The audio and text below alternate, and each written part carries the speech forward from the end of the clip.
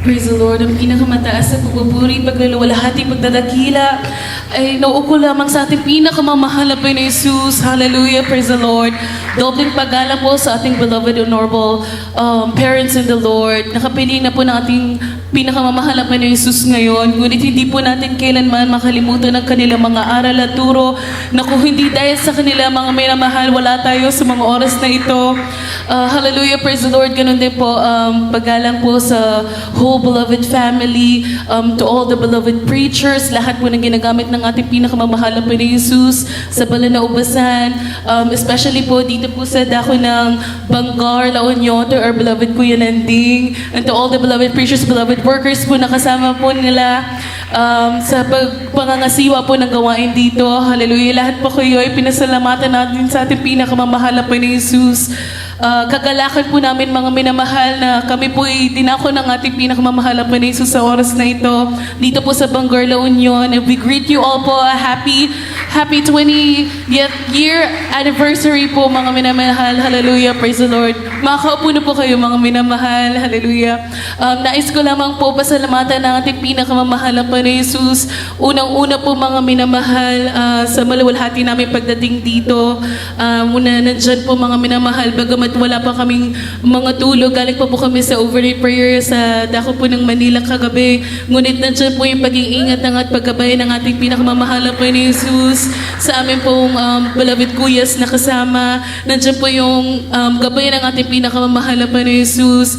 At ganun din mga minamahal, pinasalamatan namin sa ating pinakamamahal na Panginoon Jesus na kami po'y binigyan ng kalakasan na makarating dito dahil mga minamahal, kami po ay nanggaling din sa mga sakit, mga ubo, po ang our beloved babies, ganun din po ay nagkasakit din mga minamahal. Ngunit walang gamot, kami pinagalingan natin pinakamamahal na Panginoon Jesus.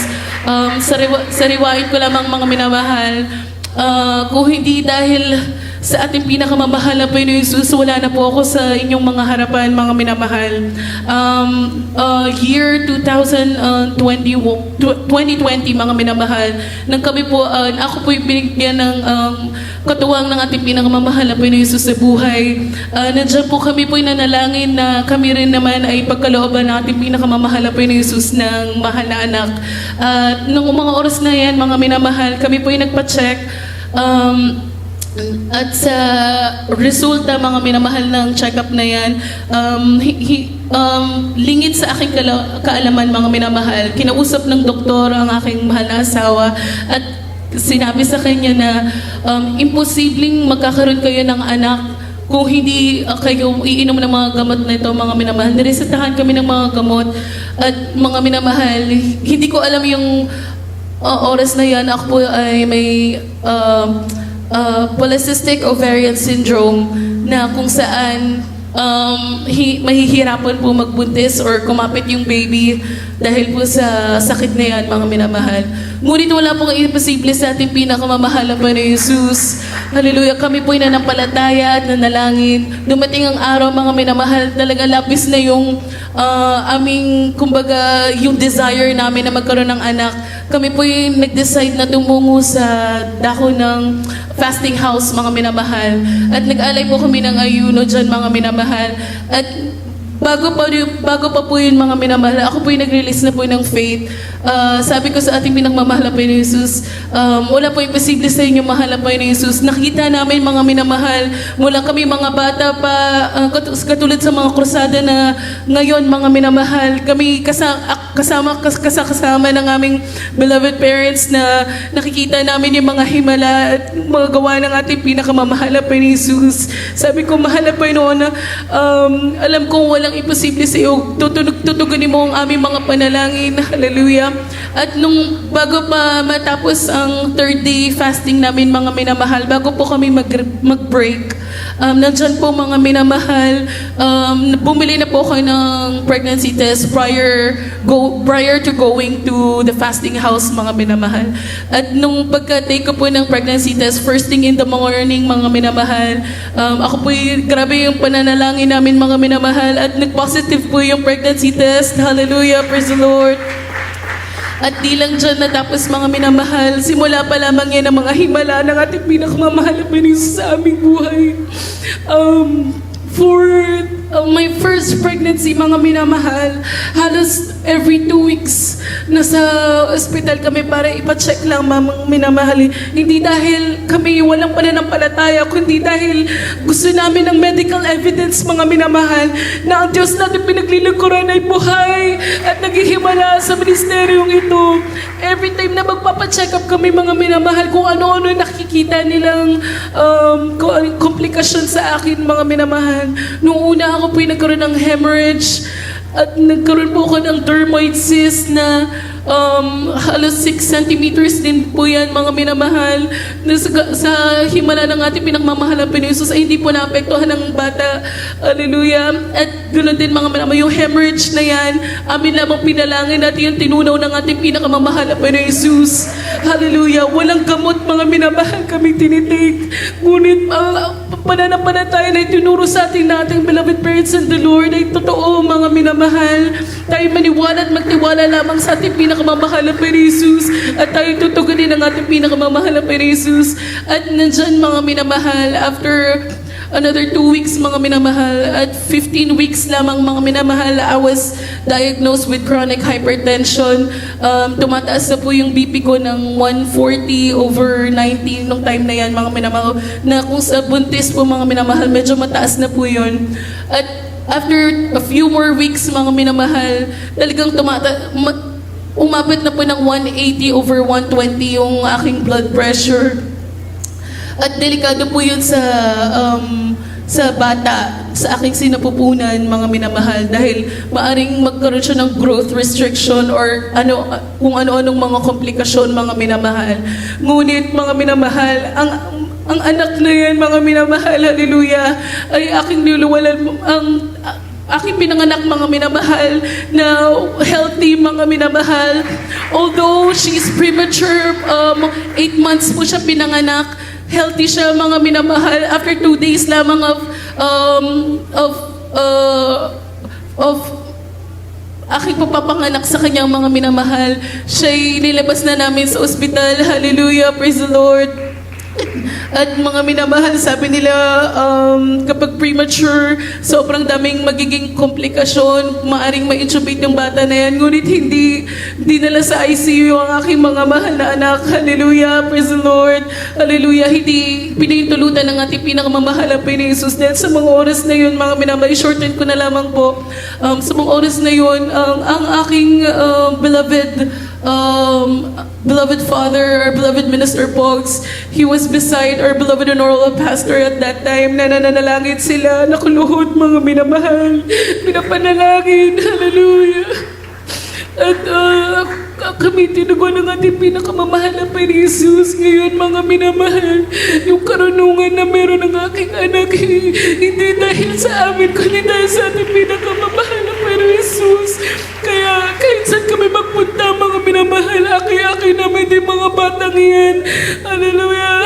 Na kami na kanaran naman masilayan ng mga himala na amin nakikita ng mga bata kami. At ganoon din, mga minamahal, hindi po dyan natapos yung mga himala ng ating pinakamamahal na Panginoon Jesus. The time came when when we asked the Lord for another baby, at yan pinagkaloob ng ating pinakamamahal na Panginoon Jesus. At sa aming mahal na anak na yan, mga minamahal, nung time na yun, mga minamahal, we had a check-up din, mga minamahal. Again, the same thing. Ako po ay nagkaroon ng hemorrhage, mga minamahal. At they asked me to go on bed rest dahil nga po sa prior complications ng aking prior pregnancy. Ngunit kami nagtiwala sa ating pinakamamahal na Panginoon Jesus. Kami patuloy pa rin sa pagdalo, sa mananagawain. Kahit magpuyat kami, mga minamahal, nandiyan kami sa mananagawain. Hallelujah. At nung time na after 3 weeks, mga minamahal, nagulat yung doktor, ano daw ginawa ko? Dahil di na po nila makita yung hemorrhage na yan. Hallelujah, praise the Lord. At pagtapos niyan, mga minamahal, dumating po yung I was 20 weeks sa second baby ko, mga minamahal. When I was 20 weeks, mga minamahal, I started bleeding bright red clots, mga minamahal. Excuse me po, talagang nandiyan mga minamahal, nag-alalaking mahal na asawa. At sabi ko sa kanya, dahil galing po siya sa trabaho ng mga time na yon, sabi ko, okay lang, dito lang ako sa bahay, pero pwede kang, sabi, gusto niya nung time na yun, mga minamahal, sabi niya, gusto mo dali na kita sa ER para lang ma-check ng doktor kung anong nangyayari, kung bakit ka dinudugo. Sabi ko, okay lang, kasi noong time na yung mga minamahal, that was a midweek service. Sabi ko, okay lang, pumunta ka muna sa gawain and then we'll see after kung anong mangyayari. Pumunta po siya sa banang nagawain, mga minamahal. Talagang nandiyan, mga minamahal. I was bleeding so much, mga minamahal, na talagang nakaka-alarm po, mga minamahal. Ngunit kami, walang pag-aalinlangan sa aking puso't isipan, mga minamahal, na ako'y tutugunin ng ating pinakamamahal na Panginoon Jesus. Nung time na yan, mga minamahal, pag-uwi ng aking beloved husband, pumunta po kami sa emergency room. At pagdating sa emergency room, mga minamahal, sabi nila, wala kaming makita. Everything is in place. Anong sinasabi? Parang saan nagaling yung dugo? Dahil umampat na po yung dugo nung time na yun. Hallelujah. Praise the Lord. And that was a Thursday po, mga minamahal. Kina-Friday yan, mga minamahal. Inadyokan po ako ng ating pinakamamahal na Panginoon Jesus na magpatotoo. Ngunit hindi ko po ginawa yan. Sabi ko, nung after overnight service, mga minamahal, talagang dinugo po ulit ako. Sabi ko, Mahal Panginoon, patawarin mo ako. Nung pagdating ng Sunday, mga minamahal, di na po kami bumalik sa ER.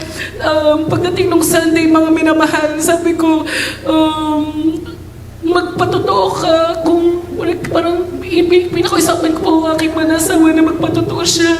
At right after, mga minamahal niya magpatotoo, tumigil po yung pagdudugo ko. Hallelujah. Praise the Lord. Napakabuti ng ating pinakamamahal na Panginoon Jesus.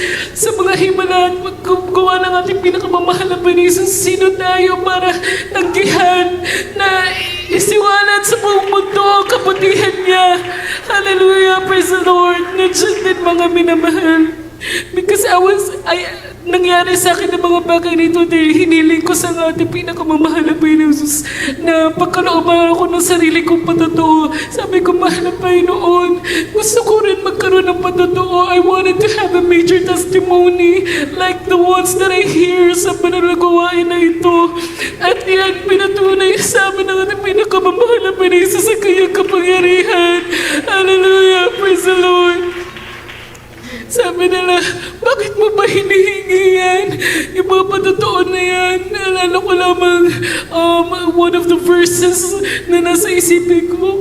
Ang mga minamahal na tumatak sa aking isipan. It is good for me that I have been afflicted, that I might learn thy statutes. Hallelujah. Kung kaya, mga minamahal, wala akong pagkaalinlangan sa mga oras ng kagapitan, sa oras ng mga pagsubok na yan. Nandiyan ang ating pinakamamahal na Panginoon Jesus. Hallelujah. Praise the Lord. At pinaka-recent na patotoo, mga minamahalin,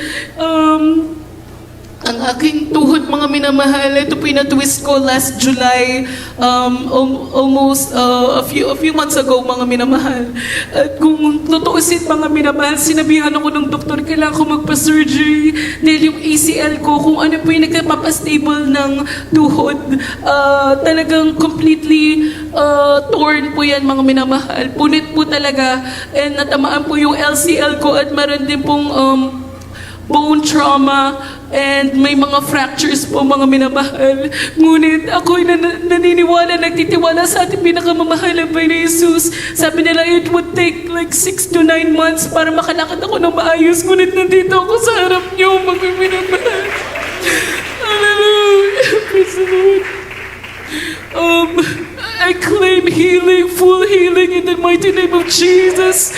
Hallelujah. Alam ko walang imposible sa ating pinakamamahal na Panginoon Jesus na walang surgery. Magdudugtungin yan ang ating pinakamamahal na Panginoon Jesus. Katulad, mga minamahal, na magdugtong ng ating pinakamamahal na Panginoon Jesus sa spinal sa spinal column ng aking mga beloved parents-in-law, mga minamahal, nandyan na ang aking beloved mother-in-law, beloved father-in-law, parehas pa sila on a separate occasion na naputol yan, mga minamahal. Ngunit walang surgery, yan ay dinugtong ng ating pinakamamahal na Panginoon Jesus. Hallelujah! Kaya mga minamahal, i-share ko lamang mga minamahal kung ano yung nagpatibay sa aking journey, mga minamahal, noong mga time na ako po'y talagang hinang-hina, mga minamahal.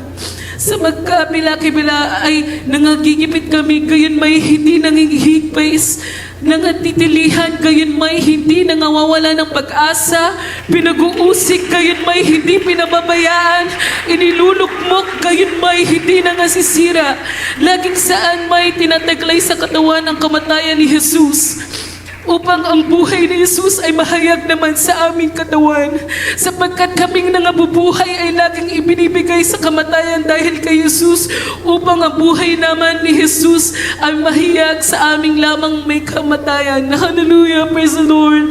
Kaya mamatay mabuhay, yan ang itinuro sa amin ng aming magulang. Mamatay mabuhay, tayo maglilingkod sa ating pinakamamahal na Panginoon Jesus, dahil sa ating pagdilat, pagmulat ng ating mga mata, ay siya rin naman ang katimpala ng ating pinakamamahal na Panginoon Jesus. Kaya lahat ng kapurihan, ng pasasalamat ay tangay sa ating pinakamamahal na Panginoon Jesus po lamang. Hallelujah, praise the Lord.